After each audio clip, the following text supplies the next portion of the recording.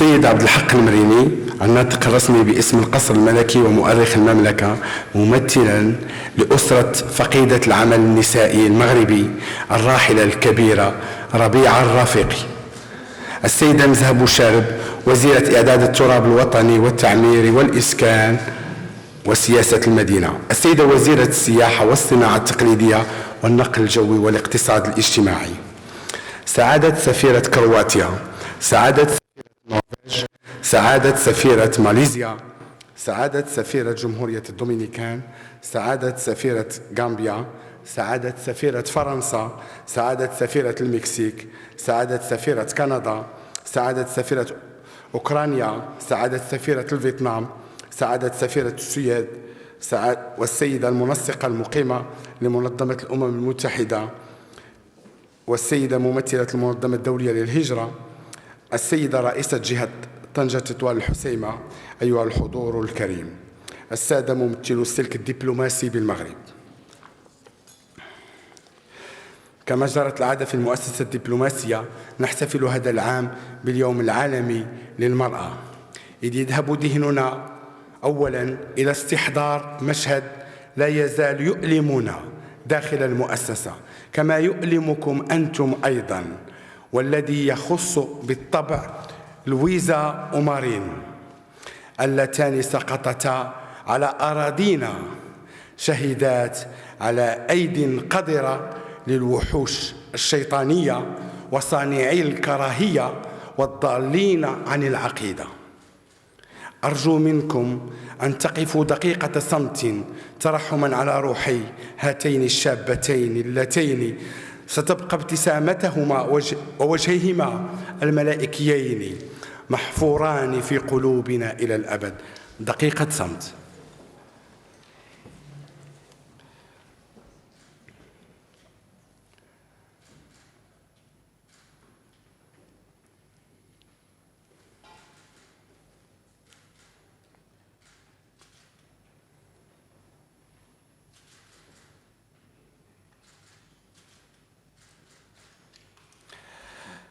شكرا رحمه الله.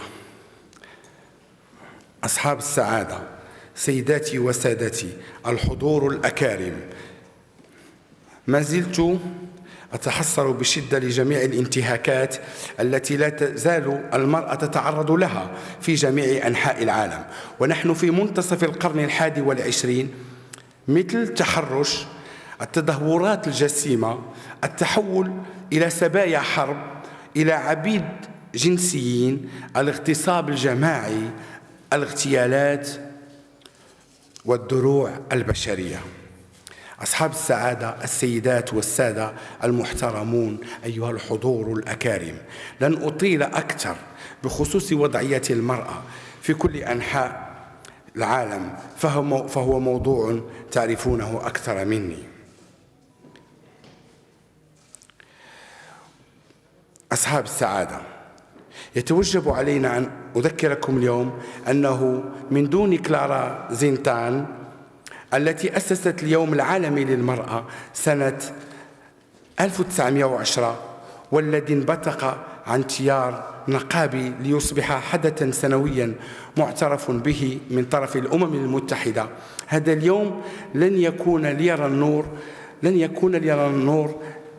لذلك يجب أن أشير في حضرتكم الموقرة أن نضال هذه المرأة من أجل حق التصويت الأمريكيات وحق راتب أفضل الذي أنجح مسيرة سنة 1908 بمدينة نيويورك في جمع ما يقارب 15,000 امرأة، وقد كانت معجزة حقيقية في ذلك الزمان. أصحاب السعادة، السيدات والسادة المحترمون الحضور الأكارم، على مر التاريخ كانت هناك دائما نساء استثنائيات، سواء في العلوم مثل ماري كيري وهي فيزيائية مشهورة، نساء شجاعات مثل بوتلي باغاندي والدة المهتما غاندي، عائشة الشنة مؤسسة التضامن النسوي الذي فرض نفسه في العالم للدفاع عن الأمهات العازبات، سيميون فيل، خامس امرأة في فرنسا تدخل البانثيون ويرتبط اسمها بقانون تشريع الإجهاض. وكاميلا هاريس أول امرأة سوداء تشغل منصب نائب رئيس الولايات المتحدة الأمريكية وربما الرئيسة القادمة لبلدها. والقائمة طويلة، قائمة قد نبني لها بالتأكيد مذكرة على شكل جدار، لما لا؟ وأنا متأكد من أنها ستمتد على بعد كيلومترات عديدة داخل عاصمتنا. كما قلت لن أطيل عليكم في تعداد حالات نبوغ المرأة. في ختام مساهمتنا المتواضعة في يومنا هذا أود أن أشارككم استشهادين لأم شجاعة أخرى، الأم تيريزا، التي كرست حياتها للفقراء. الفقر الأكبر هو الافتقار إلى الحب. في يوم من الأيام رأيت في الحلم أنني أقف أمام أبواب الجنة، فإذا بسان بير يقول لي: عودي إلى الأرض فلا توجد أحياء فقيرة هنا. ينظم هذا الحفل في ظرفية خاصة جدا مطبوعة بجائحة كوفيد-19 التي غيرت وجه العالم وعمقت الأزمة التي تعيشها عدد من فئات المجتمع، خاصة النساء اللائي أظهرن دورهن الريادي في مواجهة فيروس كورونا عبر تضحياتهن في الصفوف الأولى للتكفل بالمرضى داخل المستشفيات. طبيبات وممرضات وإداريات وعاملات نظافة وحارسات اشتغلنا في ظروف صعبة لمواجهة هذا الفيروس الذي باغت البشرية، كما أبانت النساء في المغرب وعبر العالم كعادتهن عن قيم التضامن عبر العمل التطوعي للتحسيس بخطورة المرض والوقاية منه، وقيادة مبادرات إنسانية لغوث الفئات الأكثر فقراً عبر توزيع مستلزمات صحية والطبية والمواد الغذائية الأساسية وغيرها.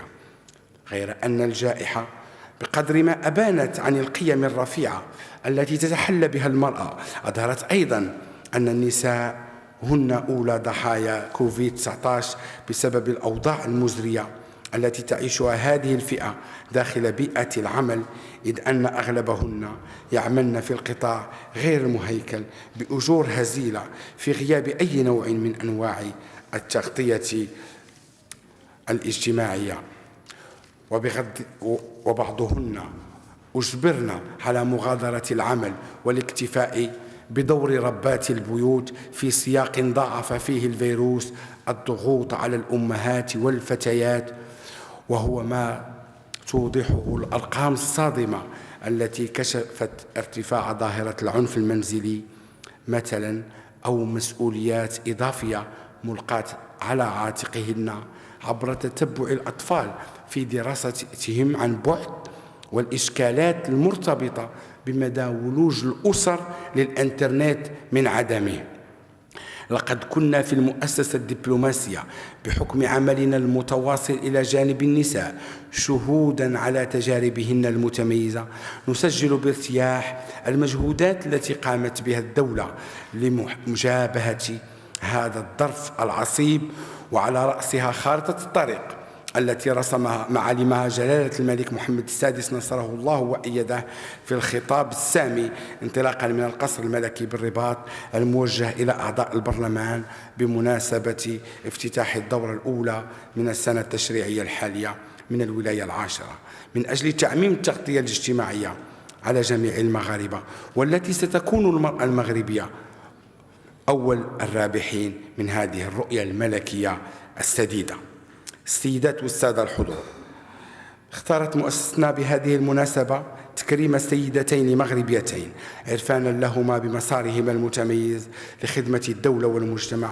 لن أطيل عليكم لأنني أعلم أن الكلمات والشهادات والمتدخلات ستغني هذا اللقاء، سواء في الشق المرتبط بواقع النساء في زمن الجائحة أو الاستشراف الآفاق الممكنة والتي يمكن للنساء فيها أن يشكلن رافعة مجتمعية للبشرية بعد كوفيد-19.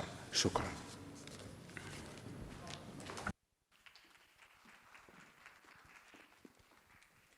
أيها الحضور الكريم، الأكيد أن الكلمة لهن في مثل هكذا مناسبات وفي كل المناسبات. دعوني أرحب بالسيدة نزهة بوشارب، وزيرة إعداد التراب الوطني والإسكان وسياسة المدينة، لإلقاء كلمة ترحيبية بالمناسبة.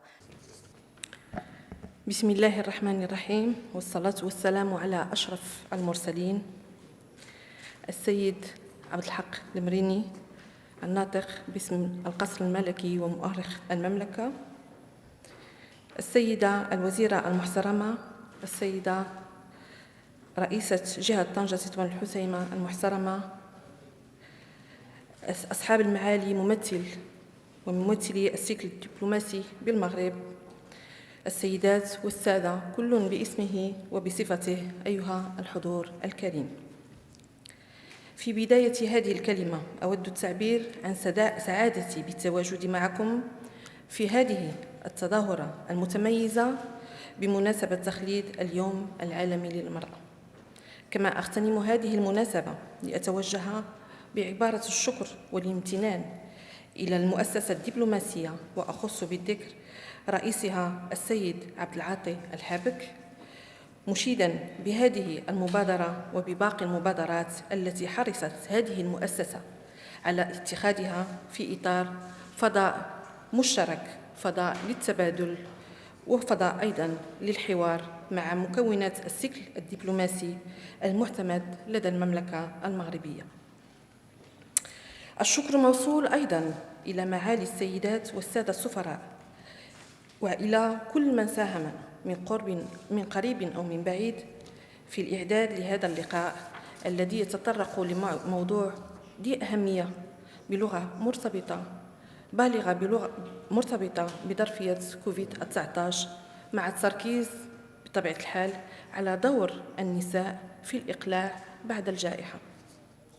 سعادتي كبيرة صاحبات وأصحاب المعالي والحضور الكريم، لأنني جد متأثرة بالالتفاتة الكريمة للمؤسسة الدبلوماسية باختيارها لي كضيفة شرف لهذا الحفل، وهو شرف أتقاسمه مع كل نساء المغرب وكل نساء العالم المشهود لهن بتلبية نداء الواجب والعطاء والصمود خلال هذه الأزمة الصحية الناجمة عن انتشار جائحة كوفيد. وقد كنت أتمنى أن يجمع هذا اللقاء أكبر عدد من النساء، ولكن التدابير الاحترازية المعتمدة فرضت تقليص الحضور. السيدات والسادة، نخلد اليوم الذكرى 10 و100 للعيد الأممي للمرأة تحت شعار عالمي، ألا وهو الريادة النسائية من أجل مستقبل المساواة في عالم ما بعد كوفيد-19. فعلى امتداد ما يفوق قرناً من الزمن كان الاحتفاء بهذا اليوم مناسبة لإعادة استعراض الحصيلة حول أوضاع المرأة، رصد أيضاً أهم المكتسبات المحققة، والأهم في ذلك تحديد رهانات والتحديات الجديدة من أجل بلوغ هدف المساواة والقضاء على كل أشكال التمييز. ما يزيد عن قرن من الزمن من النضال من أجل حقوق النساء، كنا خلاله حاضرات في قلب وسياق التحولات السياسية والاقتصادية والاجتماعية وأيضاً الثقافية التي عرفها العالم، حيث حققنا تقدماً في العديد من المجالات وأسهمنا في بناء المجتمعات على أكثر من صعيد وواجهة. السيدات والسادة، بخصوص موضوع هذا اللقاء المرتبط بظرفية خاصة، الظرفية الصحية الاستثنائية التي عرفتها كل بلدان العالم، والتي كانت لها تداعيات اقتصادية واجتماعية وأيضاً نفسية، غيرت نظرتنا للحياة، كما حتمت علينا تغيير أنماط عيشنا. ولقد عشنا في المغرب تجربة فريدة ومتميزة في التعاطي مع الجائحة، فبفضل الرؤية المتبصرة والسديدة لجلالة الملك محمد السادس نصره الله وأيده والمقاربة الاستباقية لجلالته تم التعامل مع صحة وسلامة المواطنين والمواطنات كأولوية من الأولويات، وواكب ذلك مجهود وطني تضامني كبير أرسى جلالته أسسه ومرتكزاته من خلال إحداث صندوق خاص لتدبير جائحة كوفيد، والذي وجه للتخفيف من آثارها على الفئات الاجتماعية والمقاولات المتضررة. وهكذا كانت الأزمة رغم صعوبتها وإكراهاتها الطارئة فرصة لإعمال الابتكار في إيجاد البدائل والحلول من أجل الحفاظ على صمود النسيج الاقتصادي الوطني وعلى التماسك الاجتماعي، حيث حققنا في هذا الصدد وفي ظرف جد قياسي إنجازات مشهود بها من طرف عديد من البلدان. ويعود الفضل في ذلك كما ذكرت سابقاً إلى الإرادة الملكية السامية التي منحتنا طاقة إيجابية وأحيت فينا أكثر من أي وقت مضى قيم التضامن، قيم التآزر، حيث لعبت المرأة دورا فعليا في تنزيلها وترسيخها، وكانت في الواجهة متصدرة الصفوف الأمامية بكل تفان، بكل نكران الذات، وفي تجسيد رائع لروح الوطنية والمواطنة. وبالمناسبة أريد من هذا المنبر تجديد عبارة التقدير، عبارة الامتنان إلى كل النساء اللواتي كن ولا يزلن في الخندق الأمامي، وأخص بالذكر عناصر الجيش الأبيض من طبيبات وممرضات وصيدليات وباقي مكونات المنظومة الصحية، نساء القوات المسلحة الملكية والدرك الملكي والأمن الوطني والقوات المساعدة والسلطات الترابية وباقي الإدارات العمومية، نساء التربية والتعليم أيضاً على انخراطهن في إنجاح عملية التعليم عن بعد، نساء القطاع الخاص أيضاً، وشكر خاص موجه إلى عاملات النظافة. كما لا أنسى ربات البيوت اللواتي دبرنا الفضاء الأسري في ظل الجائحة بكل إكراهاتها، حيث تحول هذا الفضاء كما تعلمون ليس فقط مجالا للعيش بل أيضا للعمل والتعليم. وكانت هذه الجائحة لنا كنساء فرصة لإعادة تدبير الفضاء الأسري وإعادة بناء الروابط الأسرية. وما كان هذا ليتحقق لولا قدرة النساء على التحمل، قدرة النساء على التأقلم، قدرة النساء على الصمود مع أي ظرف كان ومهما كانت دقته وصعوبته، إذ ألقت هذه الظرفية الدقيقة على عاتقها لا سيما في فترة الحجر الصحي أعباء إضافية جديدة، سواء فيما يتعلق بأدوارها الأسرية أو المهنية. ففي إطار هذه الأزمة وحسب عدد من الدراسات كانت أنشطة النساء أكثر تضرراً من تداعيات الجائحة، نظراً لكون أكثر من 70% منهن يشتغلن في القطاع الغير المهيكل. كما ارتفعت حالات العنف الأسري بسبب الضغوطات الناجمة عن آثار الجائحة، وتضاعفت حدة المعاناة النفسية في أوساط الأسر، وهذه الظاهرة هي ظاهرة عالمية الآن. ولتجاوز هذه الإكراهات وتعزيز قدرة المرأة على الصمود أصبح ضرورياً التسريع بالأوراش الإصلاحية، لا سيما تلك المتعلقة باستفادة الفتيات من الحق في التربية والتعليم وإدماج المرأة في القطاع المهيكل وتمكينها أيضاً اقتصادياً. وهنا تجدر الإشارة إلى الورش الوطني المهم المتعلق بتعميم التغطية الاجتماعية، والذي يشرف عليه صاحب الجلالة، والذي سوف يساهم لا محالة في تحسين أوضاع المرأة والأسرة. السيدات والسادة، اسمحوا لي أن أتقاسم معكم التجربة التي عشناها في قطاع إعداد التراب الوطني والتعمير والإسكان وسياسة المدينة، في كيفية التعاطي مع هذه الظرفية الصحية الطارئة، حيث كانت نساء الوزارة إلى جانب زملائهن الرجال حاضرات بقوة في تدبير هذه الظرفية.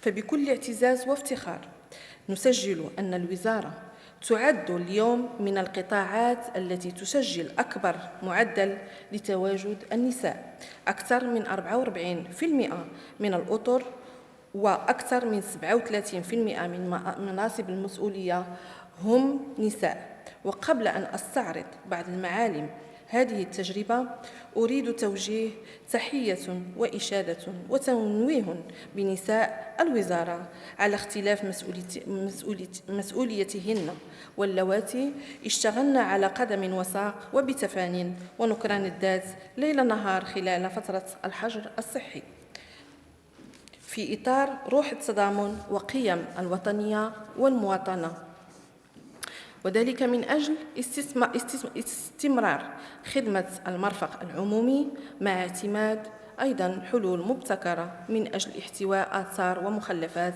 الحجر الصحي، وكذا الإعداد لخطة إقلاع القطاع. لقد عشنا أيضاً وتقاسمنا في الوزارة خلال تدبير ظرفية الحجر الصحي لحظات استثنائية قوية وجد أيضاً مؤثرة تغمرنا فيها فرحة عارمة حين نتمكن من تحقيق إنجاز وإيجاد حلول، ونشعر أيضاً بالأسى والحزن إذا ما داهمنا خبر مؤلم وفاة أو إصابة أحد من زملائنا.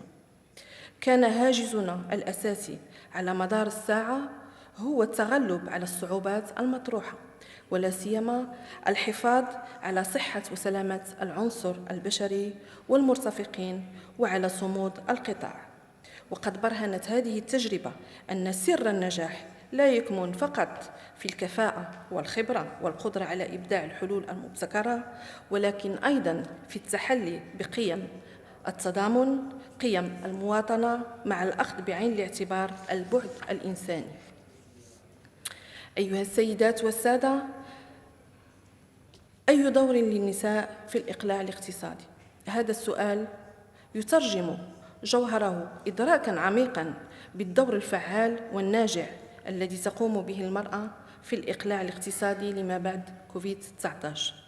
نريده إقلاعاً تتبعه قيم المساواة والعدالة والإنصاف، وهذا لا يمكن أن يتم إلا عبر تعزيز الريادة النسائية، لأنها هي الكفيلة بدعم الترافع والدفاع عن حقوق النساء وإدماج هذه الحقوق ضمن مخططات الإقلاع وفي مختلف البرامج والسياسات العمومية. كيف يكون إقلاع بنون النسوة؟ طبعاً عبر تدعيم المشاركة الكاملة والفعلية للمرأة في اتخاذ القرار في مجال الشأن العام، وفي هذا الصدد تكمن أهمية مشاريع القوانين الانتخابية التي صادق عليها المجلس الوزاري الأخير، والتي هي الآن قيد المناقشة والمصادقة في البرلمان، باعتبارها مدخلاً أساسياً لتعزيز تمثيلية النساء في مختلف المجالس المنتخبة، بما يضمن مشاركتها الفعلية في تدبير الشأن العام. أيضاً إعمال المساواة بين الجنسين وضمان استقلالية كل من النساء والفتيات. لذلك حضرات السيدات والسادة، فإن مشاركة النساء في مواقع القرار ضرورة ملحة وحتمية، وهن مستعدات أكثر من أي وقت مضى للعب دور المحرك الأساسي لإعطاء دينامية جديدة لبرامج التنمية المستدامة، بما يفيد ويعود بالنفع طبعاً على الأجيال القادمة، لأن ما ركمناه من خبرة وقدرات ومعارف يؤهلهم للقيام بأدوار طلائعية في الإقلاع. وهنا أستحضر فقرة من الرسالة السامية التي وجهها جلالة الملك محمد السادس نصره الله وأيده إلى المشاركين في أشغال القمة العالمية الثانية لمبادرة النساء إفريقيا بتاريخ 27 شتنبر 2018.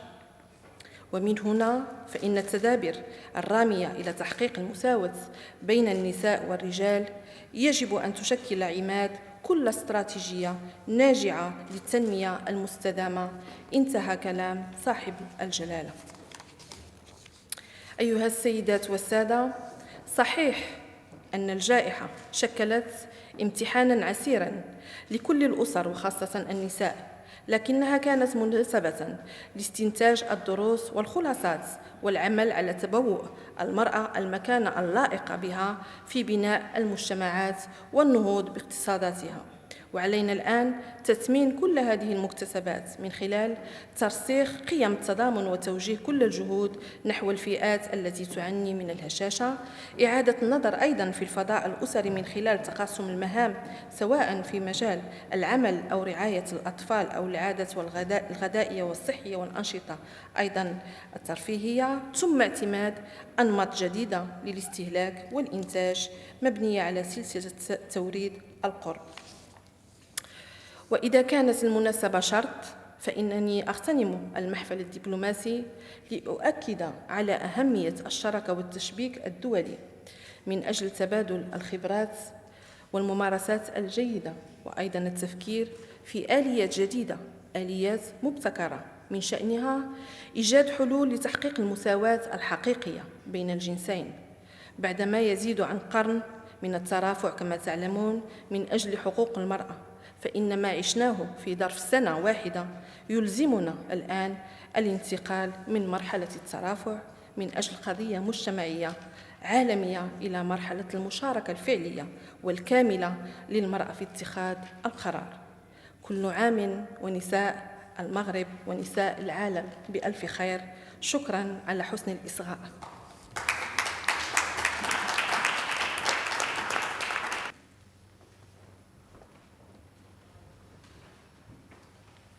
أيها الحضور الكريم، برنامجنا ما زال متواصلا، ودعوني اللحظة أتوجه للسيدة سعادة السفيرة السيدة جاسنا ميليتا سفيرة كرواتيا وعميدة سفيرة أوروبا، فلتتفضل مشكورة.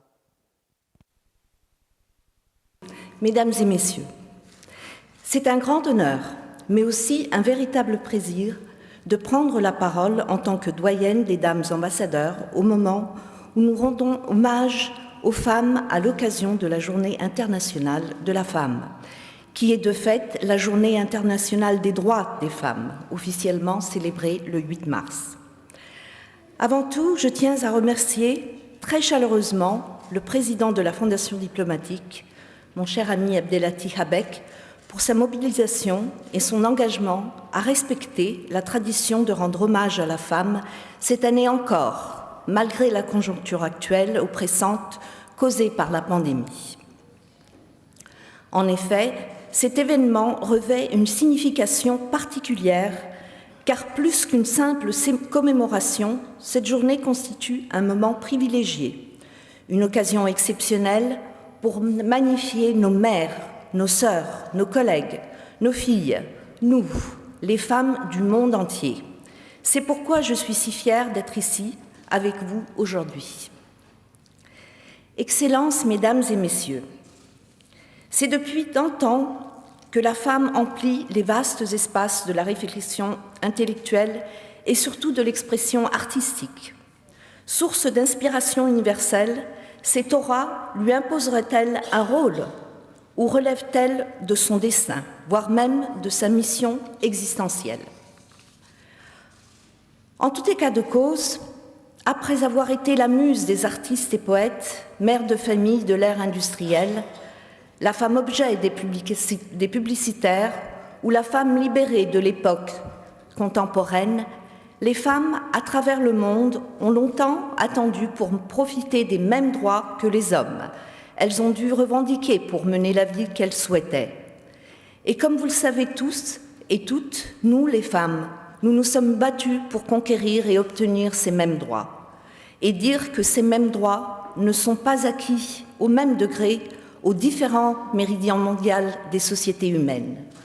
Nous vivons dans des sociétés différentes, et différentes sont les méthodes de lutte que nos sœurs doivent appliquer pour améliorer leurs conditions. Aujourd'hui, personne ne pourrait contredire les progrès réalisés par la femme dans le monde, grâce à ses efforts et ses ambitions qui lui ont permis d'occuper des postes de direction et d'imposer sa présence dans les sphères politiques et civiles, et en particulier au sein des partis politiques et des institutions représentatives, en dépit des défis majeurs auxquels elle est confrontée et des traditions fossilisées qui font obstacle à sa carrière. Quant au Maroc, que je connais bien pour l'avoir parcouru depuis de longues années, c'est mon deuxième mandat, et que j'aime avant tout, il en est un révélateur respectable. En effet, les Marocaines peuvent être fières aujourd'hui de ce qu'elles ont pu atteindre. Elles ont acquis des droits politiques et civils à travers différentes étapes historiques qui se sont consolidées grâce au militantisme de la société civile, mais surtout grâce à Sa Majesté le Roi Mohamed VI, qui devient, depuis son accession au trône, et qui mène un processus persistant de modernisation du statut de la femme marocaine. Sa Majesté souligne souvent dans ses discours la nécessité de promouvoir le rôle des femmes et d'ouvrir les perspectives de leur participation dans les centres de prise de décision et dans les institutions représentatives. C'est l'occasion aussi pour saluer l'engagement ferme et les actions de grand mérite que mène Son Altesse Royale la princesse Lalla Meriem en faveur de l'émancipation de la femme marocaine et la promotion du bien-être des enfants et des jeunes filles, essentiellement celles en situation difficile. Je n'oublierai pas de saluer les multiples réformes initiées par le Maroc en vue de promouvoir les droits de la femme et d'œuvrer pour son autonomisation en citant le code de la nationalité, la scolarisation des filles, l'accès des femmes aux postes de décision, l'adoption de l'approche genre dans tous les domaines et les programmes de lutte contre la violence à l'égard des femmes et la levée des réserves la concernant. Reste à veiller à ce que l'évolution des résultats de ces réformes et actions ne soit pas mitigée ou remise en question. Mesdames et messieurs, vous savez l'attachement de la Croatie aux droits humains, mais mon beau pays est aussi très attaché à ce que les femmes occupent dans la société croate la place qu'elles méritent et qui est la sienne. Nos lois garantissent beaucoup aux femmes. Reste l'application, confrontée aux obstacles sociétaires que nous connaissons dans tous nos pays respectifs. Bien sûr, si je cite ou si je vous parle de Kolinda Grabar-Kitarović, il y a de fortes chances que vous l'avez déjà vue à la télévision ou entendu parler d'elle. Comme vous savez, il s'agit de notre ex-présidente de la Croatie qui était très présente lors de la dernière Coupe du Monde en 2018 et qui suivait notre équipe de par le monde pour les supporter et applaudir. Kolinda, comme nous aimons l'appeler, seule femme parmi des hommes épris par le trans sportive, portant son maillot de supporter croate au milieu des costards noirs masculins, elle a su marquer les esprits grâce à son fair-play et sympathie. Cette belle aventure sportive a montré au monde entier qu'il faut reculer les frontières, qui sont encore trop souvent autour de la femme, et être limitée dans l'espace, comme elle l'est, et être limitée dans sa liberté d'arbitre, et l'importance de faire porter haut et fort la cause féminine.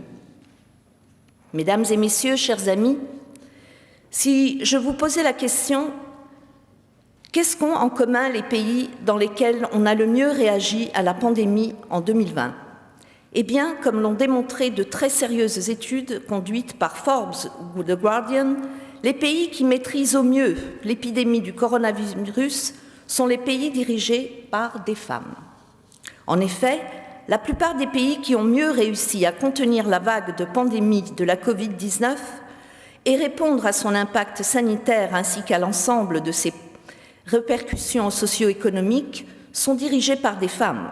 Pour citer les chefs de gouvernement du Danemark, de l'Éthiopie, de la Finlande, de l'Allemagne, de l'Islande, de la Norvège, de la Nouvelle-Zélande et de la Slovaquie, qui ont été largement reconnus pour leur rapidité, la détermination et l'efficacité de leur réponse nationale à la Covid-19, ainsi que pour la compassion dont elles ont fait preuve dans leur communication d'informations factuelles sur la santé publique. L'année 2020 a démontré que les femmes ont été en première ligne face à la crise de la Covid-19, en tant que professionnelles de santé, pourvoyeuses de soins, innovatrices, organisatrices communautaires et, pour certaines, en tant que dirigeantes nationales, figurant parmi les leaders les plus exemplaires et les plus efficaces dans la lutte contre la pandémie. La crise a mis en évidence l'importance primordiale des contributions des femmes et le fardeau disproportionné qu'elles portent de nos jours encore. Aujourd'hui, plus que jamais, chacun reconnaît que les femmes apportent des expériences, perspectives et compétences différentes, ainsi que des contributions irremplaçables en faveur de décisions, de politiques et de lois qui fonctionnent mieux et profitent à tous. Outre les obstacles sociaux et systémiques préexistants qui persistent à entraver la participation et le leadership des femmes, de nouveaux obstacles sont apparus avec la pandémie de la Covid-19. Car partout dans le monde, malheureusement, les femmes sont confrontées à une augmentation de la violence domestique, des tâches de soins non rémunérées, du chômage et de la pauvreté. Bien que les femmes représentent la majorité des travailleurs de première ligne, elles sont représentées de manière disproportionnée et inadéquate dans les espaces politiques nationaux et mondiaux en lien avec la Covid-19. Chers amis, en me dirigeant vers la fin de mon discours, permettez-moi aussi de citer une phrase que Hillary Clinton a prononcée dans son discours pendant la 4e conférence des Nations Unies pour les femmes tenue au Pékin en 1995. « Women's rights are human rights ». Cette légitimité des droits, c'est nous, mesdames, qui l'avons construite au quotidien et je suis heureuse et fière de pouvoir vous en remercier aujourd'hui. Oui, nous les femmes, nous osons forger notre destin malgré toutes les adversités, antagonismes, désagréments, contestations et obstacles. Et c'est notre rôle précisément de ne pas livrer notre destin au petit bonheur la chance. Le 8 mars ne suffit pas pour faire aboutir la lutte des femmes pour leurs droits. Cette action doit être quotidienne, car le combat est permanent et couvre toute l'année. Surtout, n'oublions pas que l'élément crucial de l'amélioration de la condition féminine est la transmission des acquis à nos filles et à nos fils tout particulièrement, car les fondements d'une société meilleure et plus égalitaire se posent tout d'abord au sein de la famille qui est le noyau de toute société. Nous devons préparer nos filles aux épreuves et défis de leur vie de femme et nos fils à respecter leur mère, leur sœur, leur amante et leur femme, non pas par politesse ou courtoisie, mais par conviction humaine par excellence. Je vous remercie de votre attention.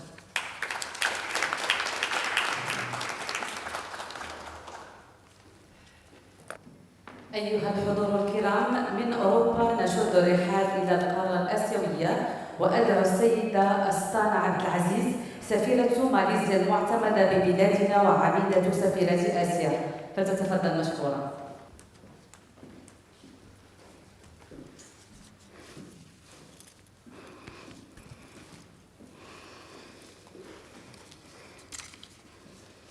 بسم الله الرحمن الرحيم. Mesdames les ministres, Excellencies. Mesdames les ministres, Excellences, Mesdames et Messieurs, c'est à nouveau un plaisir pour moi que de prendre la parole à cette occasion pour marquer la commémoration de la Journée internationale de la femme. Je tiens à féliciter M. Abdellatif Habib, président de la Fondation diplomatique, d'avoir une fois de plus organisé cet événement et d'avoir pris l'initiative de mettre le thème de l'autonomisation des femmes au premier plan. Je félicite également ceux qui ont travaillé dans les coulisses pour faire de cet événement un succès. Aujourd'hui, nous nous réunissons pour célébrer les efforts déployés par les femmes et les filles du monde entier pour façonner un avenir plus égalitaire, jointes dans cet effort par des hommes et des garçons éclairés. Cette rencontre nous offre une occasion utile de renforcer le fait que chacun a un rôle à jouer dans l'instauration d'un monde équilibré entre les sexes. Mesdames, Messieurs, dis ce que tu penses, même si ta voix tremble.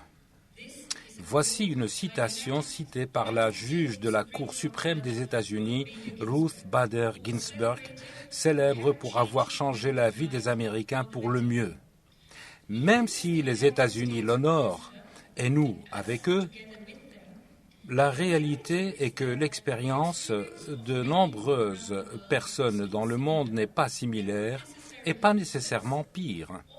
Tous les droits pour lesquels la juge Ginsburg a dû se battre si durement et qu'elle a arraché pour elle-même et pour les femmes américaines au cours de sa vie, qui est aussi la nôtre, ces mêmes droits étaient déjà la propriété de toutes les femmes et de tous les hommes en Malaisie lors de leur accession à l'indépendance, sinon avant. Les femmes ont les mêmes droits que les hommes en Malaisie et sa réalité individuelle est une chose tenue pour acquise. Les femmes en Malaisie ont voté depuis les premières élections tenues en 1955. Elles sont en mesure d'ouvrir des comptes bancaires en leur nom personnel, d'entrer à l'école et à l'université. Elles sont garanties d'avoir un salaire égal. Elles peuvent acheter et vendre des terres en leur propre nom. Elles héritent de ces droits. Elles participent à l'économie à titre individuel et plus, tellement plus. Et tout cela sans avoir eu à se battre pour cela. Now the reason being... La raison en est que les femmes ont été intrinsèquement et tout au long de notre histoire reconnues comme membres égaux de la société. Malgré cela, le gouvernement malaisien est conscient donc d'inclure l'autonomisation des femmes dans ses plans quinquennaux depuis le début des années 80. Les femmes représentent aujourd'hui 33% des postes de direction dans le pays, une augmentation de 10% par rapport à l'année précédente et la plus élevée depuis 2007, soit 29% au-dessus de la moyenne mondiale. Je suis sûr que la Malaisie n'est pas unique dans ce domaine, en fait, loin de là. Par conséquent, dans notre lutte pour l'égalité et l'autonomisation, nous devons chercher de très loin les meilleures pratiques dans tous les coins du monde pour que nous puissions apprendre, imiter, aspirer. Parfois, ces sources d'inspiration proviennent des endroits les plus modestes. Mesdames, Messieurs, quel est l'avenir qui nous attend et quel avenir pour l'autonomisation? Allons-nous continuer à faire des progrès ou allons-nous sauter en avant dans des limitations? Je pose cette question en gardant à l'esprit ce qui suit. La première révolution industrielle a utilisé la vapeur pour mécaniser la production. La deuxième a utilisé l'énergie électrique pour créer une production de masse. La troisième a utilisé l'électronique et les technologies de l'information pour automatiser la production. Et maintenant, nous sommes au bord d'une révolution technologique qui modifiera fondamentalement notre façon de vivre, de travailler et d'interagir les uns avec les autres. La quatrième révolution industrielle, c'est une révolution numérique qui implique l'intelligence artificielle, la robotique, l'Internet des objets, les véhicules autonomes, la nanotechnologie, l'informatique quantique et plus encore. Quelle est la place des femmes dans cette nouvelle ère? L'omniprésence des connaissances et des informations nous promet des règles du jeu équitables pour la mobilité ascendante. L'anonymat des talents promet d'ouvrir un espace beaucoup plus large aux femmes du monde entier, promettant d'être une force pour l'égalité. L'espace de travail sera différent.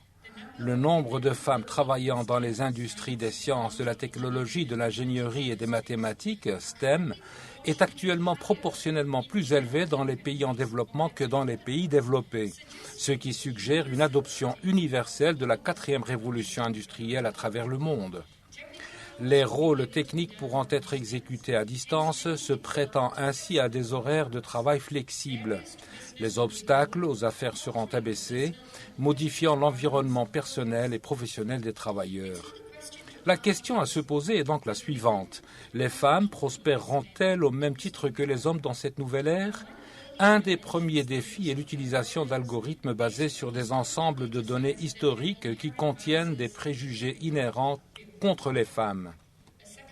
Un autre défi est qu'actuellement, les filles sont moins susceptibles d'étudier les matières STEM, sciences, technologies, ingénierie, mathématiques, à l'école et à l'université. Cela est en partie dû à une mauvaise histoire. Quand on parle d'Albert Einstein ou d'Isaac Newton, en d'autres termes d'hommes blancs morts, l'histoire les célèbre comme s'ils travaillaient seuls, dans l'isolement, mais les histoires des réalisations des femmes dans les industries, sciences techniques, ingénierie, mathématiques ne manqueront pas de souligner que les femmes faisaient simplement partie d'un groupe plus large de personnes qui ont travaillé sur les projets et qui ont conduit à de nouvelles découvertes. Il y a donc actuellement cette habitude d'effacer les histoires de femmes si cela ne correspond pas à l'archétype des mâles blancs morts. La réponse à ces enjeux, à ces deux problèmes, doit sûrement résider dans la pleine conscience et non dans la répétition des préjugés du passé. Le défi de l'avenir n'est pas d'opposer les hommes aux femmes, mais les humains qui perdent leur rôle au profit des algorithmes. En d'autres termes, nous contre les machines. La 4e révolution industrielle nous offre l'opportunité de nous unir en tant qu'êtres humains contre les algorithmes et donc nous offre une opportunité de redresser les torts du passé en étant inclusif sur ce qu'est un être humain. Il n'y a jamais eu de période de plus grande promesse ou de plus grand péril potentiel. Le défi n'est pas de rester piégé dans une pensée traditionnelle et linéaire, mais plutôt de penser stratégiquement aux forces de rupture et d'innovation qui façonnent notre avenir et de prendre une décision consciente pour façonner un monde de valeurs et bénéfique pour toute l'humanité de manière égale. Merci.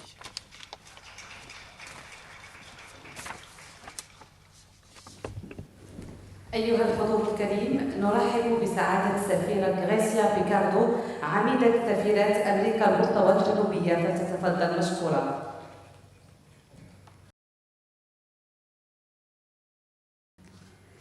Excelentísima señora. Excellence, Madame Nusra Bouchareb, ministre de l'Aménagement du territoire national, de l'urbanisme, de l'habitat et de la politique de la ville. Son Excellence, distinguée autorité du gouvernement du Royaume du Maroc.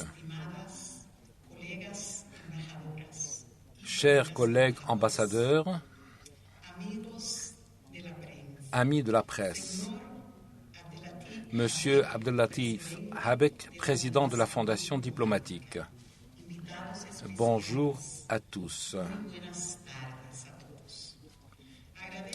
Je suis reconnaissante à la Fondation diplomatique de m'avoir donné l'occasion de partager avec vous quelques préoccupations et réflexions que les femmes partagent comme axe majeur aujourd'hui, alors que nous commémorons la Journée internationale de la femme et de sa lutte pour la reconnaissance de son rôle fondamental dans une société fondée sur l'égalité et l'équité.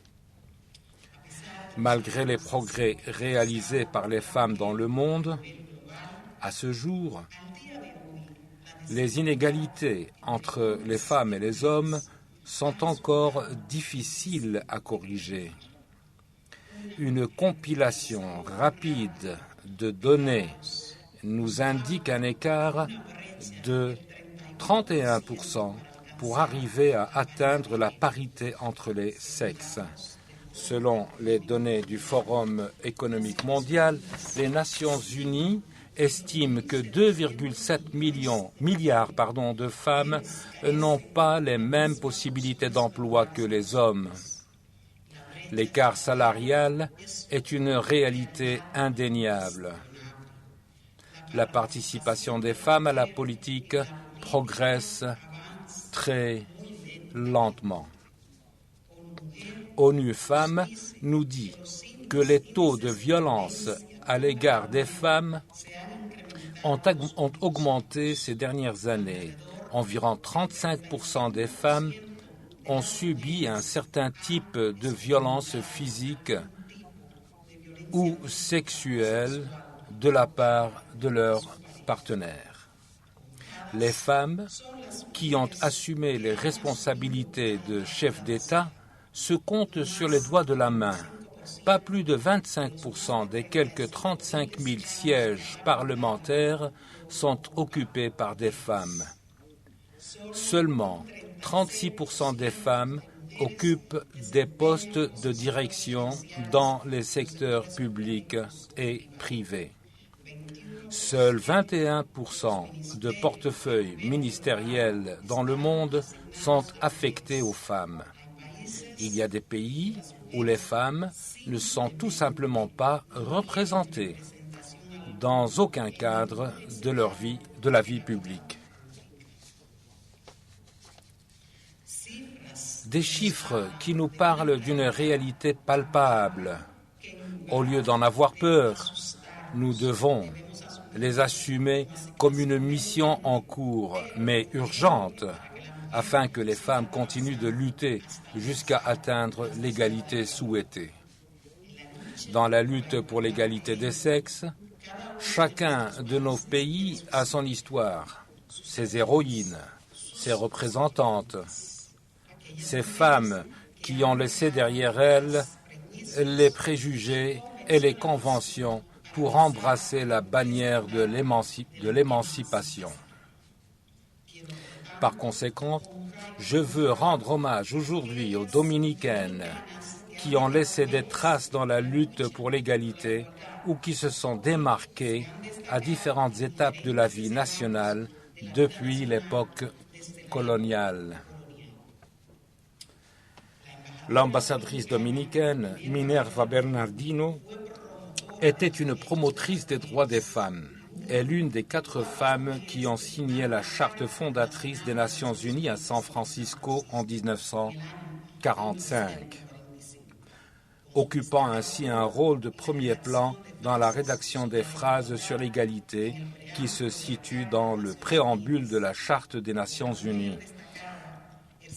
Autre femme illustre, Ercilia Pépin, qui, depuis le début du XXe siècle, n'a eu de cesse de se battre pour le droit de vote des femmes. Nos glorieuses héroïnes, les sœurs Patria Minerva et Maria Teresa Mirabal, assassinées pour avoir défié le régime dictatorial de Rafael Leonidas Trujillo, aujourd'hui symbole mondial de la lutte des femmes contre la violence de genre. Honorées par les Nations Unies, par la résolution 54/134 de février 2000, proclamant le 25 novembre journée internationale pour l'élimination de la violence à l'égard des femmes, en commémoration du jour de leur meurtre. Les paroles de Minerva Mirabal sont toujours présentes face à la menace de mort du tyran. S'il me tue, je sortirai mes bras de la tombe et je serai plus forte.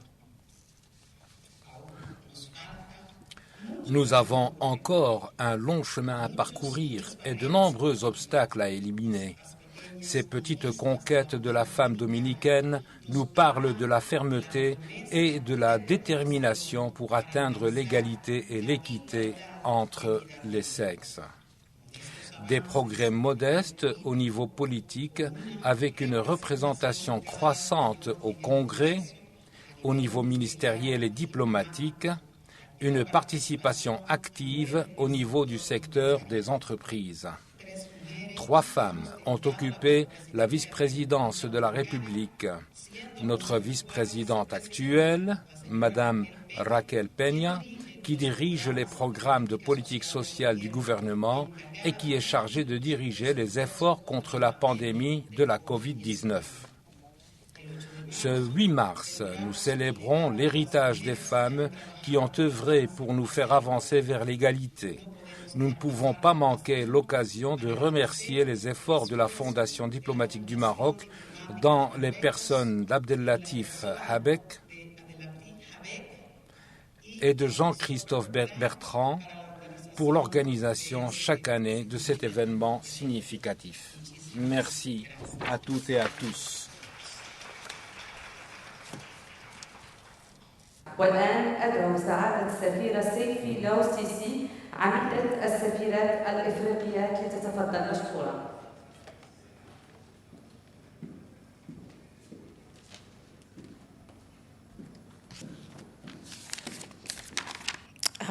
Honorable Minister Nusa Bukareb, my colleagues ambassador here present, Abdoulatif Habek, President of the Diplomatic Foundation, Mr. Jean-Christophe Bertrand, and members of the foundation, members of the press here present, it's a good afternoon to you all.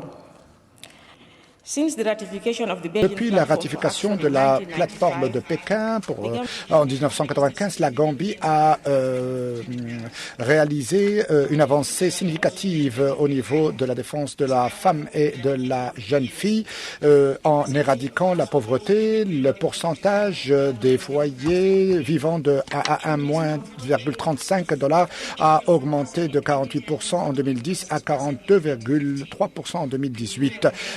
Les femmes, malheureusement, en ont payé le plus grand tribut. Nous avons également un PNB qui a augmenté de 1%.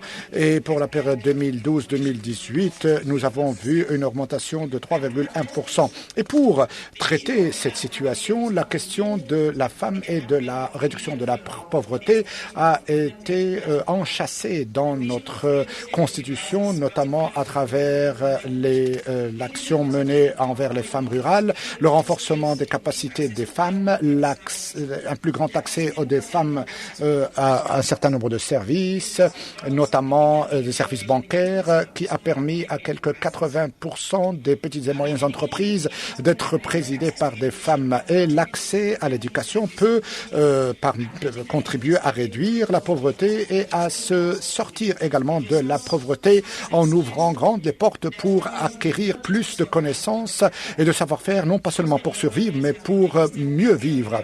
Et à tous les niveaux, entre 2015 et 2019, un certain nombre d'améliorations ont eu lieu. Nous sommes passés à un niveau plus élevé. Il y a eu également une augmentation de 63% à 75,8%. Il y a également un niveau d'augmentation de 41,6%, 49%, et ainsi que les 74,4% d'éducation des filles. Maintenant, en Gambie, la jeune fille a accès à l'école gratuitement. La violence contre la femme.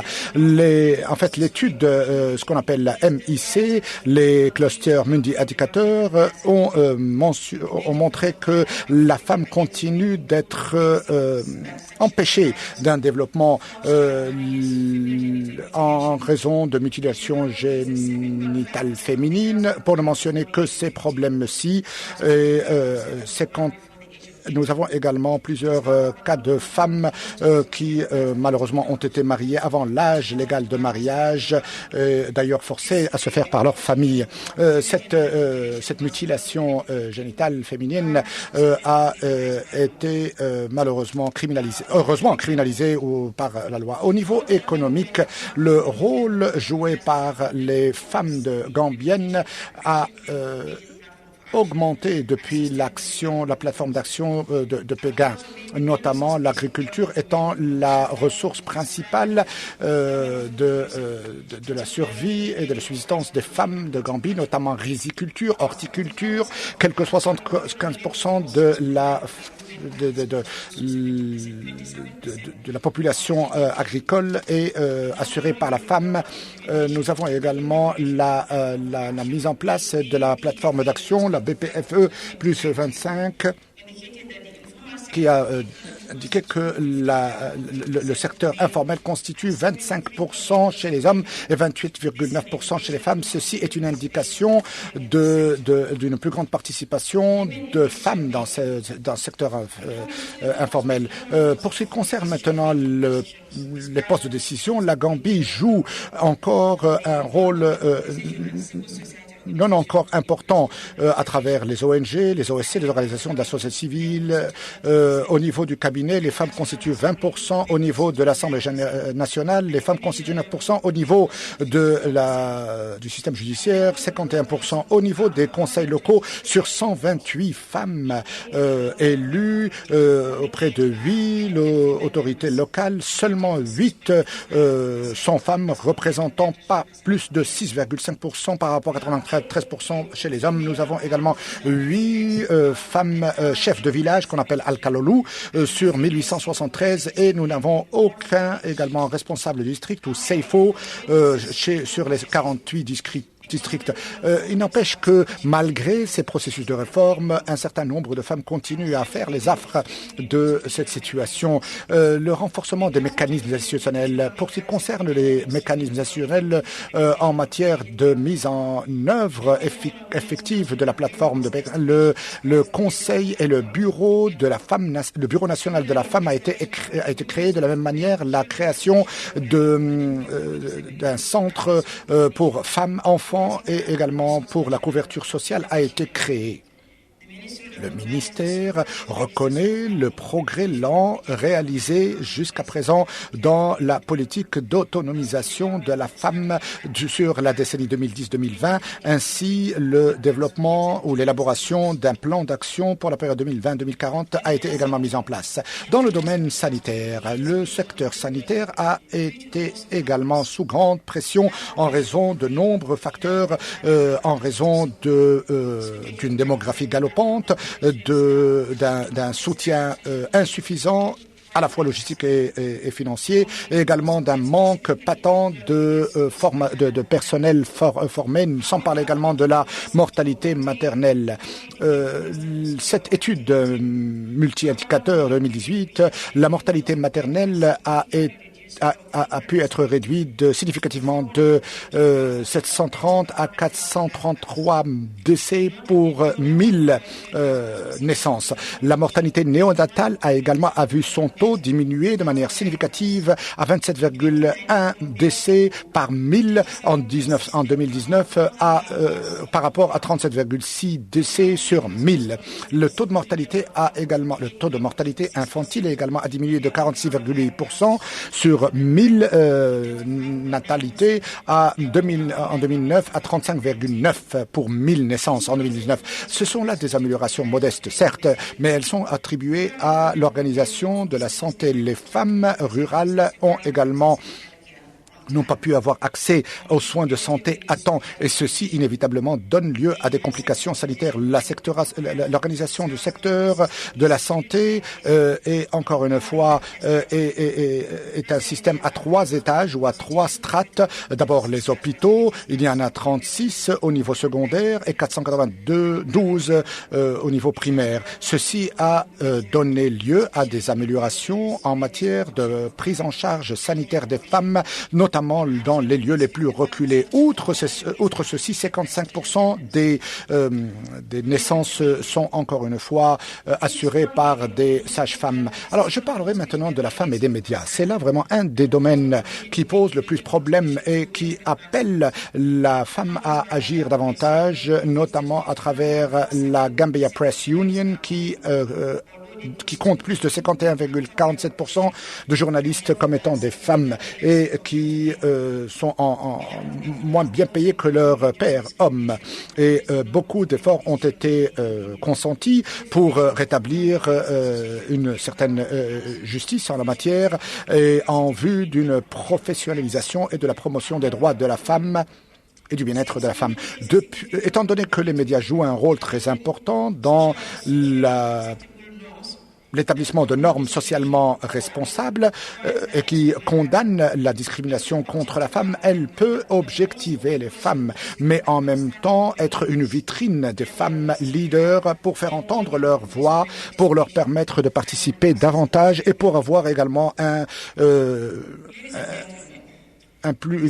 la voix au chapitre davantage. Mesdames et messieurs, les différences entre femmes et hommes au niveau de toutes les sphères de la société doivent être prises en charge immédiatement pour améliorer justement le bien-être de l'ensemble de la société. Nous prospérons et nous nous améliorerons.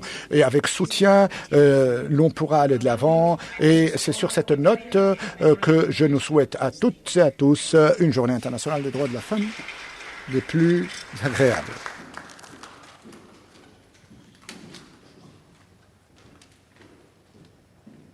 أيها الحضور الكريم، ندعو الآن سفيرة فرنسا لإلقاء الكلمة بالمناسبة، فلتتفضل السيدة إلين لوغال مشكورة.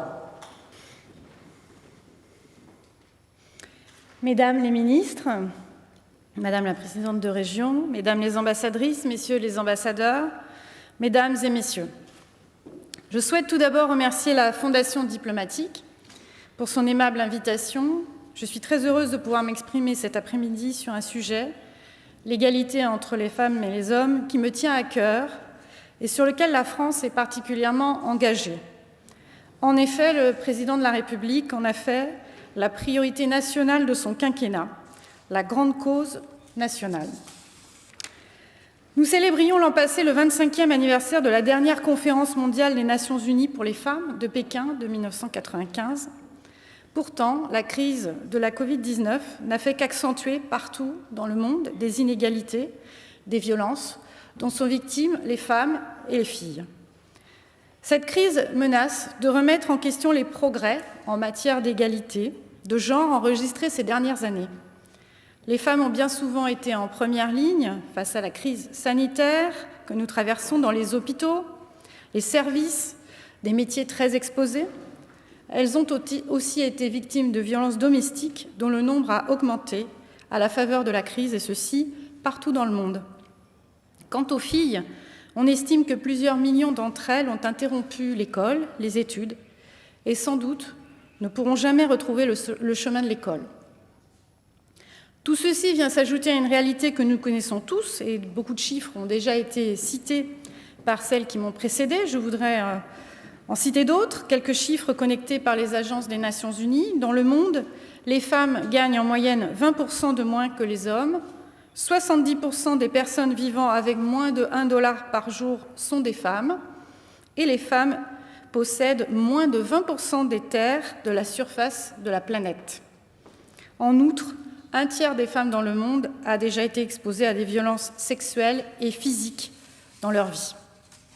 Alors, en cette occasion qui nous réunit aujourd'hui pour célébrer la journée du 8 mars, qui est une journée dédiée à toutes les femmes, l'intention n'est pas de rendre hommage à la moitié de l'humanité, il s'agit plutôt d'une journée de lutte, une journée pour rappeler à notre attention que les femmes continuent de subir des inégalités et font face à des pratiques discriminatoires intolérables. Ces phénomènes nous concernent tous, mais ils sont réversibles. Tous les États peuvent travailler activement pour faire avancer concrètement les droits des femmes à travers le monde. La France, en coprésidence avec le Mexique, accueillera en juin prochain le sommet du forum Génération Égalité organisé par ONU Femmes. Tous les participants au sein de coalitions rassemblant les États, la société civile et le secteur privé seront invités à prendre des engagements pour faire progresser les droits des femmes et en faire une grande cause mondiale à l'horizon 2025 ou 2030. Dans ce contexte, à titre national, mon pays poursuit et renforce son action pour l'égalité dans le cadre de sa 3e stratégie internationale pour l'égalité entre les femmes et les hommes, 2018-2022, qui vient concrétiser dans le domaine international l'engagement de faire de l'égalité entre les femmes et les hommes la grande cause du quinquennat. Depuis qu'elle a consacré l'égalité entre les femmes et les hommes dans sa Constitution en 1946, bien tard, la France a adapté son arsenal juridique pour traduire cette égalité dans tous les domaines.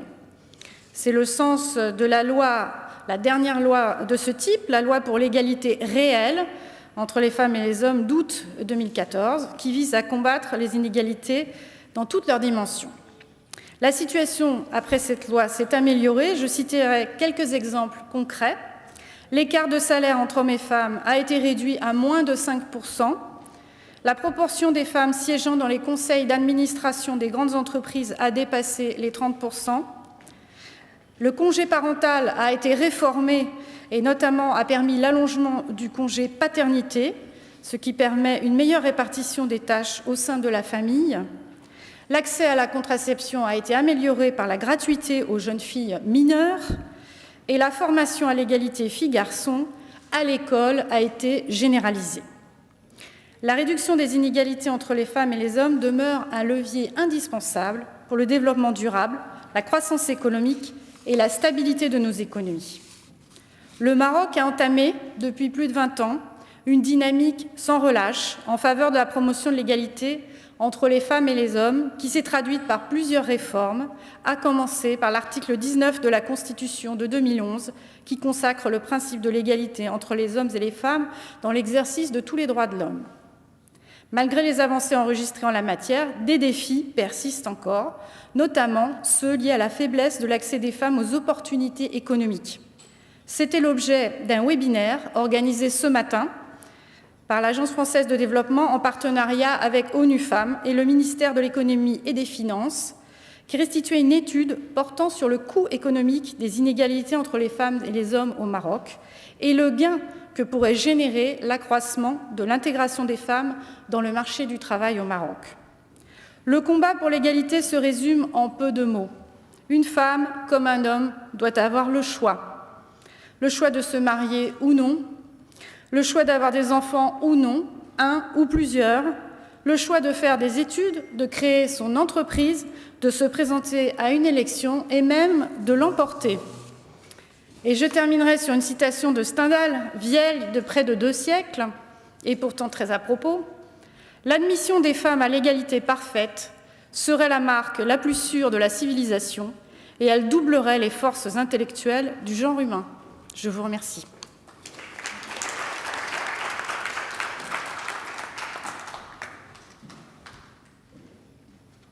أيها الحضور الكريم، إلى أمريكا الشمالية نقف مع التجربة الرائدة للعمل النسائي وندعو السيدة نيل ستيوارت سفيرة كندا المعتمدة بالمغرب لإلقاء كلمة بالمناسبة.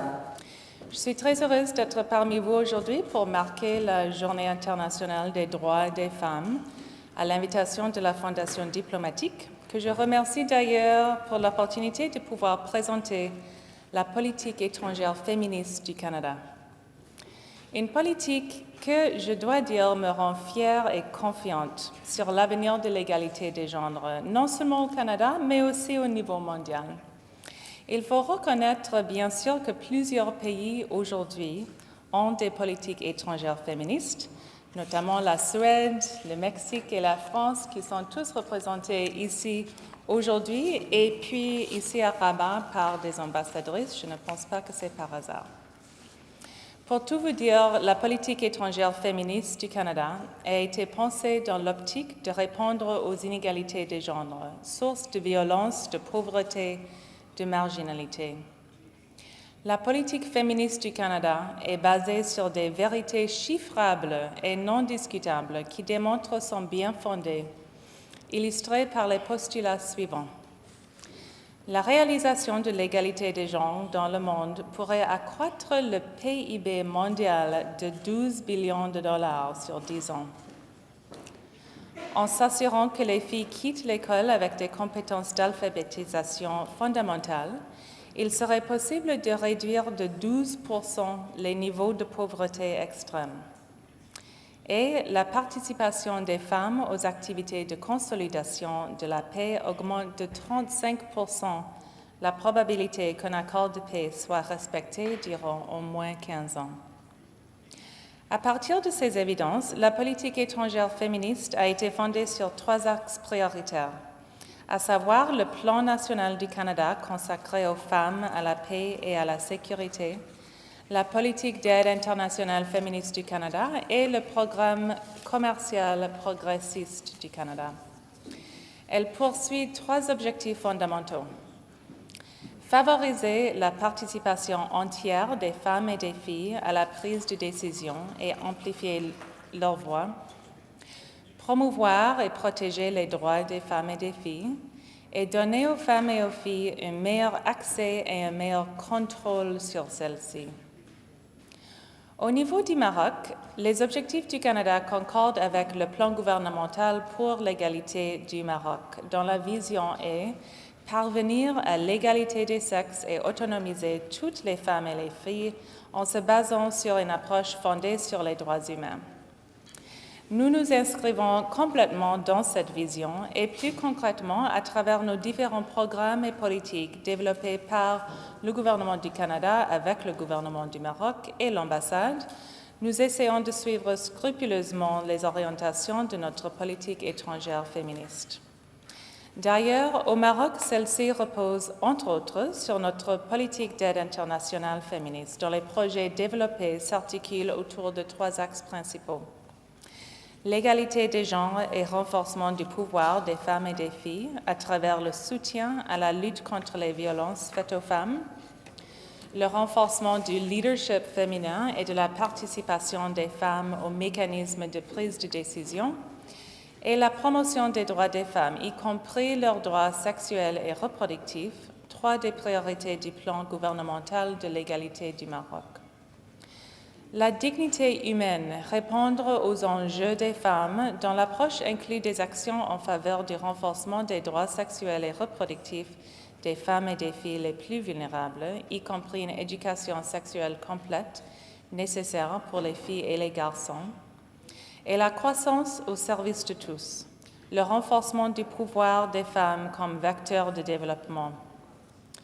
Le Canada déploie des efforts au profit du renforcement du pouvoir économique et de l'autonomisation des femmes, une autre des priorités du plan gouvernemental pour l'égalité du Maroc. Ces efforts se traduisent par un appui à des coopératives et des entreprises de femmes en milieu rural, dans les filières de l'argan, l'artisanat et du bois, et au développement d'activités durables soucieuses de l'environnement. Ainsi, le Canada contribue à la fois à la création durable de richesses et au leadership féminin dans les filières d'intervention, en s'appuyant sur une participation accrue des femmes à l'économie locale. Enfin, au niveau de nos programmes, à travers le Fonds canadien des initiatives locales, un fonds annuel qui sert à financer des projets de petite envergure portés par des ONG locales, nous avons axé notre soutien surtout à la promotion des droits des femmes. Cette année, nous avons focalisé notre soutien sur l'égalité des sexes, la protection des droits des femmes, la lutte contre la violence basée sur le genre, la promotion de la santé sexuelle et reproductive, l'autonomisation économique et la participation politique des femmes. Nous apportons aussi chaque année notre contribution aux 16 jours d'activisme contre les violences envers les femmes. Nous participons à l'initiative FemPearl développée par notre ministère des Affaires étrangères pour encourager la participation active des femmes parlementaires de différentes régions du monde, dont la région MENA et dont du Maroc, pour promouvoir leur engagement politique. Nous avons mené récemment, ici au Maroc, des consultations auprès d'experts travaillant sur l'égalité des genres dans la société civile et les domaines de la politique et de la diplomatie, pour mieux comprendre les perspectives marocaines de la politique étrangère féministe du Canada. Sur nos médias sociaux, toutes les occasions sont bonnes pour faire la promotion de l'égalité des genres et d'ailleurs, dans le cadre des Journées de la francophonie 2021, nous organisons un concours vidéo dans des établissements scolaires de la région de Guelmim ou Ednoun sur le thème « La diversité, l'inclusion et l'égalité des genres comme valeur universelle de la francophonie ». Les vidéos seront toutes partagées sur nos médias sociaux, une autre manière de mettre l'égalité des genres, encore une fois, au cœur de notre travail. Pour conclure, je pense que nous sommes toutes et tous convaincus que lorsque les femmes et les filles ont des chances égales de réussir, elles peuvent être de puissantes agentes de changement pour améliorer leur propre qualité de vie, celle de leur famille et collectivité, stimuler une croissance économique plus forte et encourager la paix et une meilleure coopération au profit de la société toute entière. C'est alors que l'approche féministe se justifie comme le moyen le plus efficace pour réduire la pauvreté et pour bâtir un monde plus inclusif, plus pacifique et prospère. Je vous remercie pour votre attention. Merci.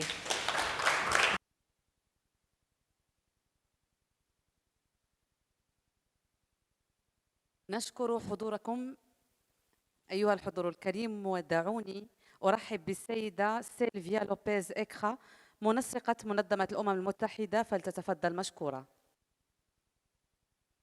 Le micro n'est pas en marche. Tout est bon maintenant, excusez-moi. Madame la Présidente de Région, Mesdames et Messieurs les ambassadeurs et ambassadrices, Monsieur le Président de la Fondation diplomatique, honorables invités, c'est un honneur pour moi d'être parmi vous aujourd'hui à quelques jours de la Journée internationale des femmes, commémorée cette année encore dans un contexte de pandémie. Et je voudrais m'excuser pour mon retard tout à l'heure, j'étais malheureusement dans un autre événement où j'étais aussi intervenante et je n'ai pas pu me libérer à temps. J'aimerais tout d'abord remercier Monsieur le Président de la Fondation diplomatique pour son invitation à cette rencontre. C'est avec des hommes comme vous, alliés des femmes, que nous gagnerons cette bataille pour l'égalité pour tous. Merci de votre engagement. Tous les ans, le 8 mars, la Journée internationale des femmes est célébrée à travers le monde et c'est toujours pour moi un moment très spécial car j'ai longtemps été la directrice pour l'égalité des sexes et l'autonomisation des femmes au siège de l'Organisation internationale pour les migrations à Genève.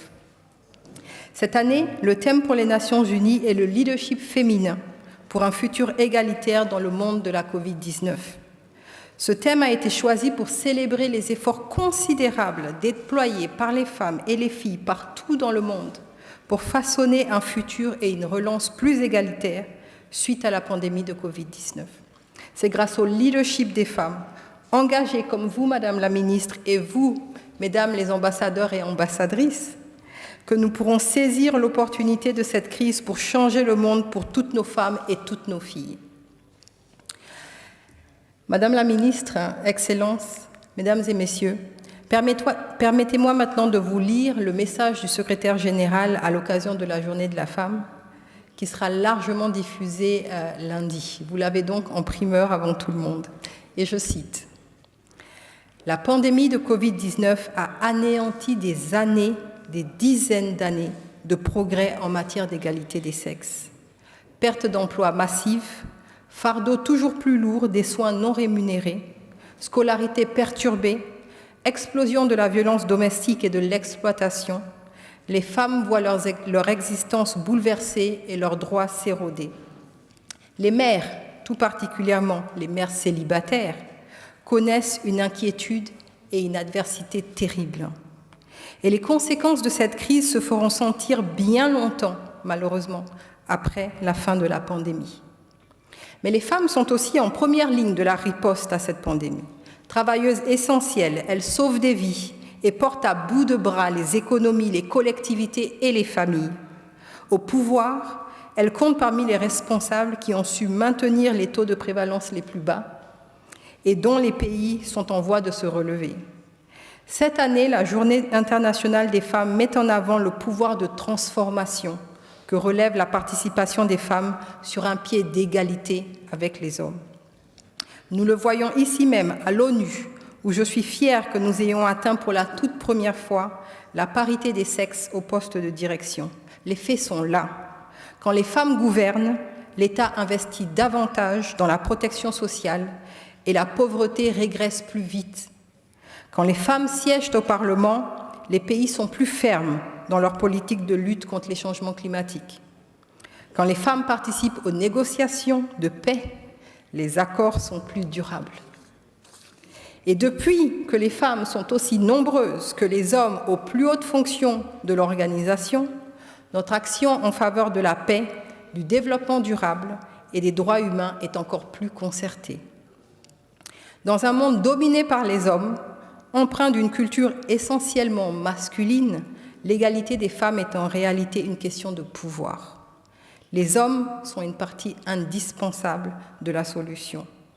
Je demande aux pays, aux entreprises et aux institutions d'adopter des mesures et des quotas qui favorisent la participation des femmes sur un pied d'égalité avec les hommes et fassent rapidement changer les choses. Dans le cadre du relèvement après la pandémie, les mesures de soutien et les plans de relance doivent cibler spécifiquement les femmes et les filles. Il faudra notamment investir dans des entreprises appartenant à des femmes et l'économie des services à la personne. Le relèvement nous offre l'occasion de rompre avec des siècles d'exclusion et d'inégalité. Qu'elles soient à la tête d'un pays, d'une entreprise ou d'un mouvement populaire, les femmes agissent concrètement pour le bien commun et font progresser la réalisation des objectifs de développement durable. Il est temps de construire un avenir d'égalité. C'est l'affaire de chacun, de chacune et l'intérêt de toute l'humanité. Je vous remercie. Fin de citation pour le secrétaire général. Si je peux me permettre d'ajouter mes quelques mots personnels supplémentaires, l'année 2020 a marqué aussi le 25e anniversaire du programme d'action de Beijing, on l'a entendu avant moi, et ça devait être une année charnière, une année d'égalité pour les gens. Au lieu de cela, nous avons été frappés par la pandémie. et les progrès réalisés au cours des dernières décennies risquent d'être réduits à néant. La menace est bien réelle. Il nous faut donc agir et agir vite. Au nom de l'équipe des Nations Unies au Maroc, et en particulier, je voudrais saluer le travail remarquable de ONU Femmes au Maroc, mais aussi des 23 autres agences des Nations Unies qui travaillent au Maroc. Je réitère notre engagement à continuer à œuvrer aux côtés du Maroc pour une relance inclusive et pour un monde meilleur pour toutes nos femmes et toutes nos filles. Je vous remercie.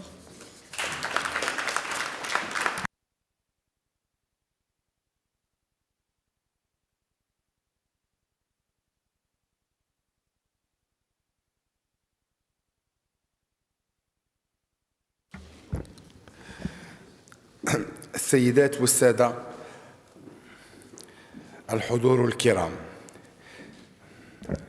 تكرم المؤسسة الدبلوماسية اليوم الراحلة ربيعة الرفيقي، الرئيسة المنتدبة للاتحاد النسوي المغربي سابقا، لما قدمته هذه المرأة الفاضلة تغمدها الله بواسع رحمته للعمل النسائي المغربي، ومن خلال استحضار روحها الطيبة نستحضر العمل الجليل للاتحاد النسوي المغربي الذي انبثقت فكرة إنشائه عن الاجتماع التاريخي المنعقد برئاسة المغفور له صاحب الجلالة الملك الحسن الثاني طيب الله تراه في سنة 69 و900 وألف ميلادية. شبت وشابت فقيدتنا الكبيرة على العمل التربوي والتوعوي منذ السنوات الأولى للاستقلال، وانخرطت في العمل الجمعوي والتطوعي للنهوض بواقع المرأة المغربية والرفع من مكانتها في مختلف المجالات، بدءا بالتصدي للأمية ووصولا لتربية أجيال قادرة على حمل المسؤولية المبنية على حب الوطن وقيم الانفتاح. كانت السيدة ربيعة رحمه الله من الأعضاء النشيطين في المؤسسة الدبلوماسية، وعضواً بارزاً في اللجنة العليا للدبلوماسية الشعبية، والنواة الأولى لتأسيس عدد من الأندية النسوية، حيث أدارت أولى نادي نسوي بحي المحيط بالرباط، كما أسندت لها مهمة تسيير المعهد الملكي لتكوين المدربات اللاتي سيشغلن تسيير الأندية النسوية. وحري بالذكر بما أننا في زمن الكوفيد أن المرحومة قد خصصت حيزاً مهماً للتربية الصحية في برنامج التكوين، إضافة إلى برامج أخرى لا يتسع المجال لذكرها. لقد قامت الفقيدة الراحلة بتمثيل بلدها في الداخل والخارج إلى جانب رئيسة الاتحاد المرحومة لالا فاطمة الزهراء العزيزية، وبعدها كريمتها لالا أم كلثوم العلوي، واختمرت تجربتها في نصرة العمل النسائي داخل أروقة الاتحاد بصفتها الرئيسة المنتدبة تحت الرئاسة الفعلية لصاحبة السمو الملكي الأميرة الجليلة لالا مريم. تتويجاً لهذا المسار الطويل والغني، وفي لفتة تاريخية حانية، أنعم صاحب الجلالة بوسام العرش على المرحومة التي غادرت هذه الدنيا ملتزمة إلى آخر أيامها بالقيم النبيلة التي ترعرعت عليها وسط بيئة عائلية وطنية تربت فيها على مكارم الأخلاق. والآن يتم عرض شريط تم إعداده بالمناسبة عن الفقيدة.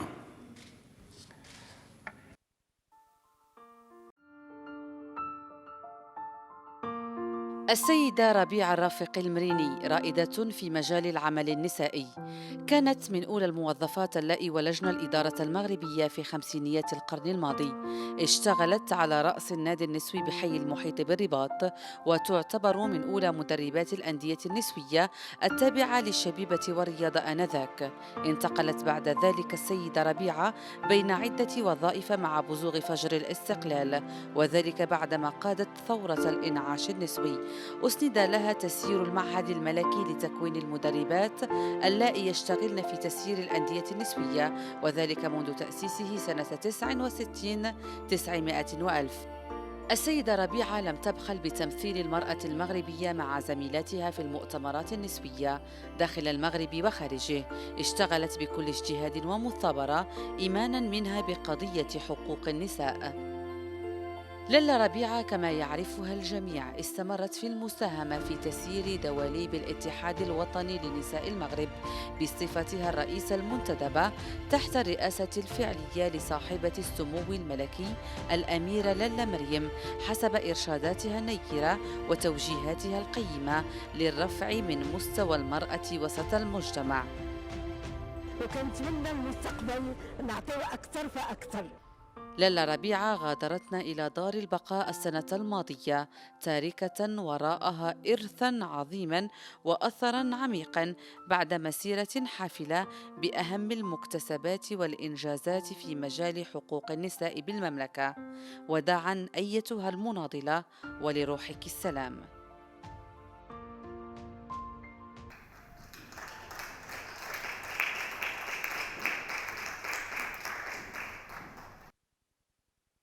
والآن أنادي على الأستاذ عبد الحق المريني ليتسلم الدرع الذي تقدمه المؤسسة الدبلوماسية للمرأة المتميزة رحمها الله، فليتفضل مشكورا. وأطلب من السيدتان الوزيرتان وعميدة السلك الدبلوماسي الأوروبي والآسيوي للوقوف لتسليم هذه.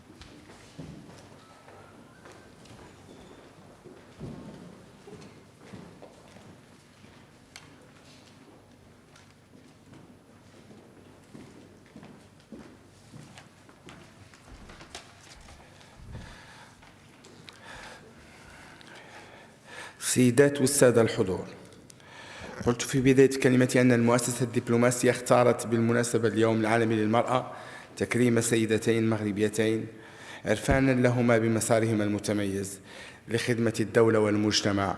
وقد اخترنا تكريم السيدة نزهة بوشارب وزيرة إعداد التراب الوطني والتعمير والإسكان والسياسة المدنية.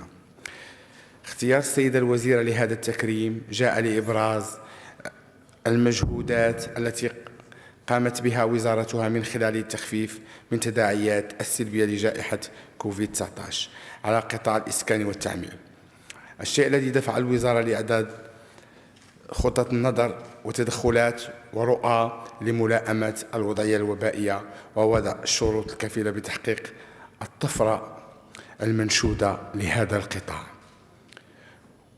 والآن أدعو السيدة الوزيرة ويتم عرض شريط قصير حول إنجازات الوزارة.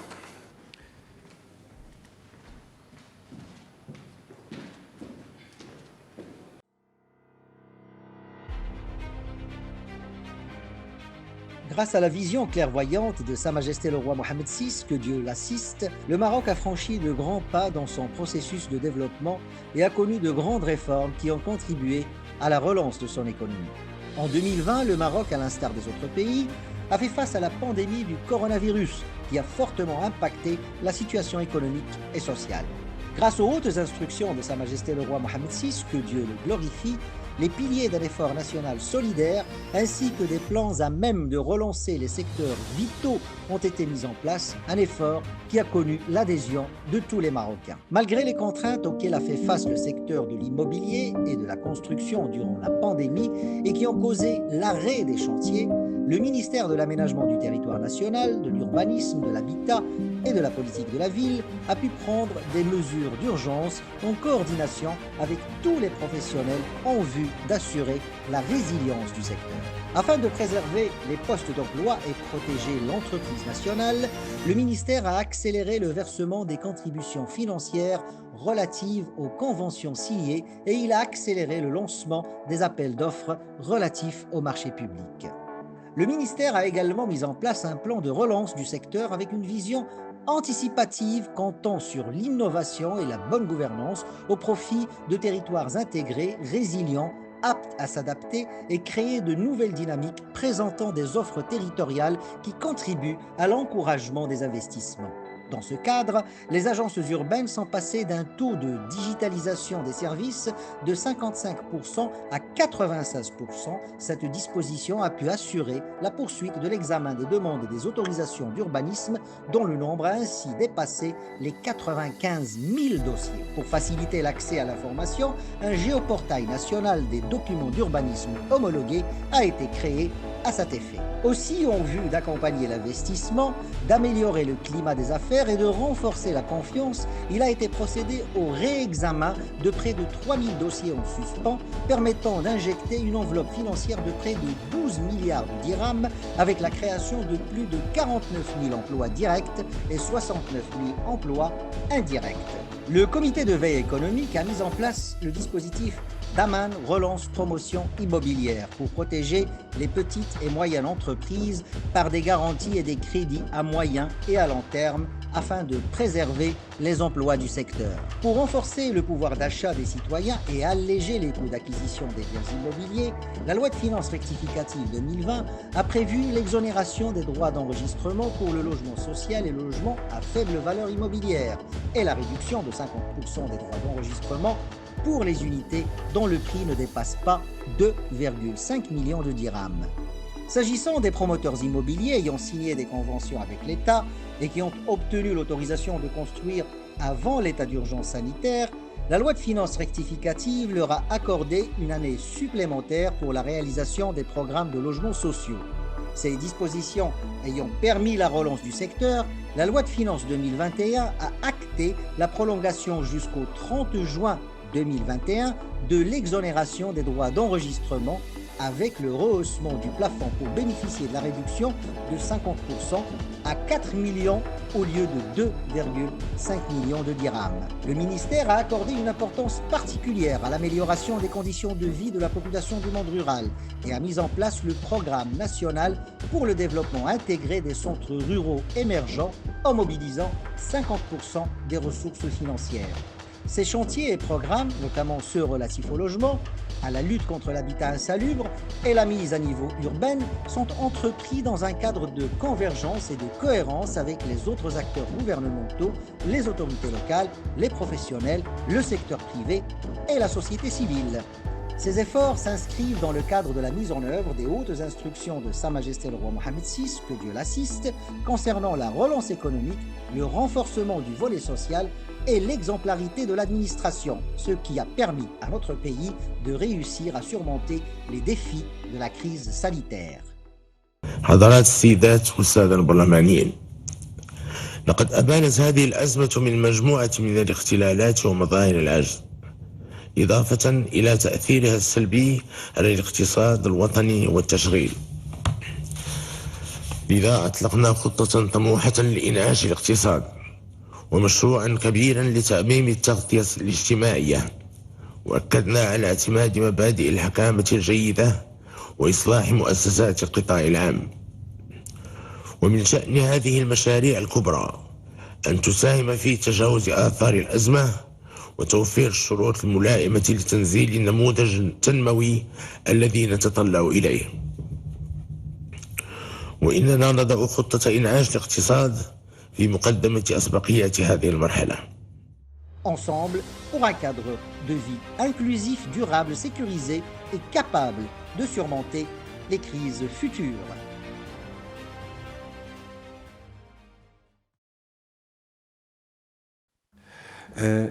والآن أطلب من السيدة وزيرة السياحة والسيدة عميدة السلك الدبلوماسي الأوروبي وزميلاتها السفيرات بأن يسلموا درع مرأة السنة للسيدة الوزيرة بوشارب.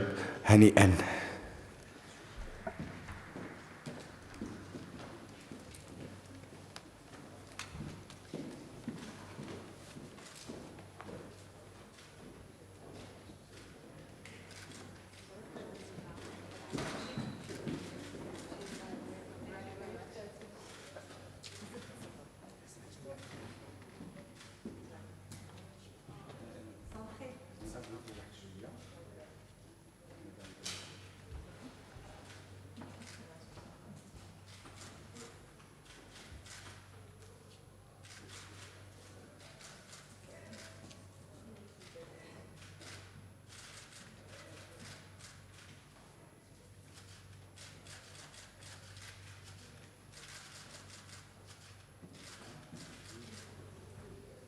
شكرا.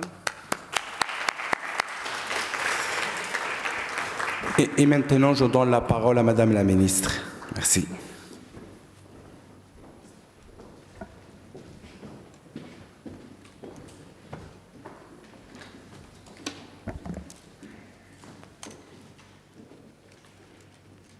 Merci infiniment. Je suis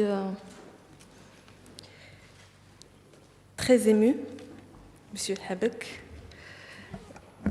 pour cette iltifata al-khassa vis-à-vis de la femme marocaine.